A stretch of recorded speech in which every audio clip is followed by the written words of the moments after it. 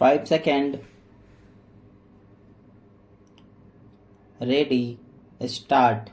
Thus, it is clear that adherence to the rule of equality in public employment is a basic feature of our Constitution, and since the rule of law is the core of our Constitution,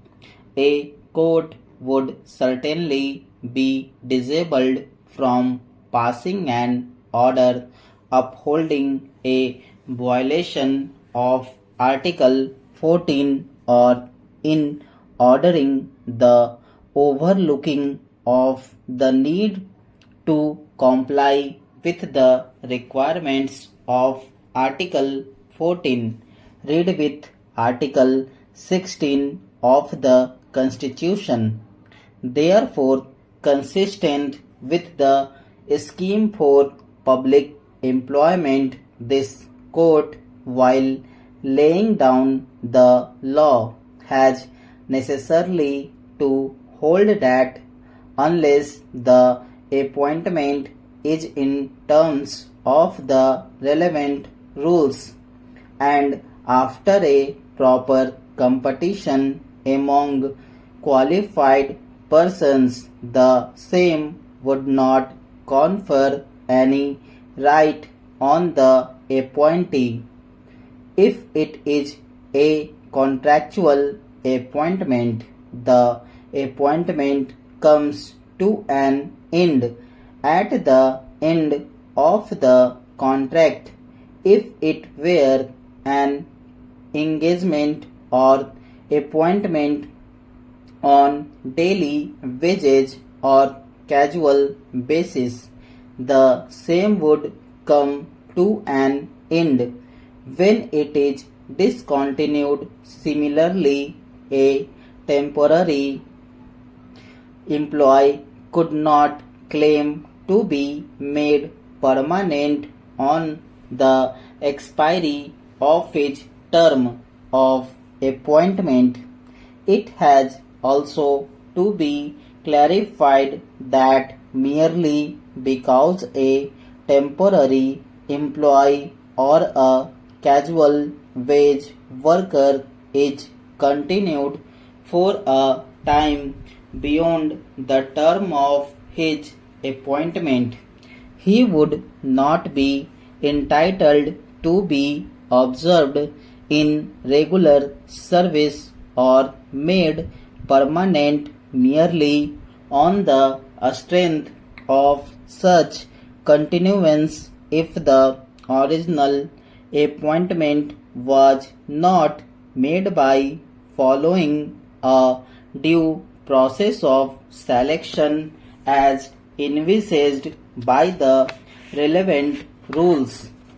It is not open to the court to prevent regular recruitment at the instance of temporary employees whose period of employment has come to an end or of ad hoc employees who, by the very nature of their appointment, do not acquire any right. High courts acting under Article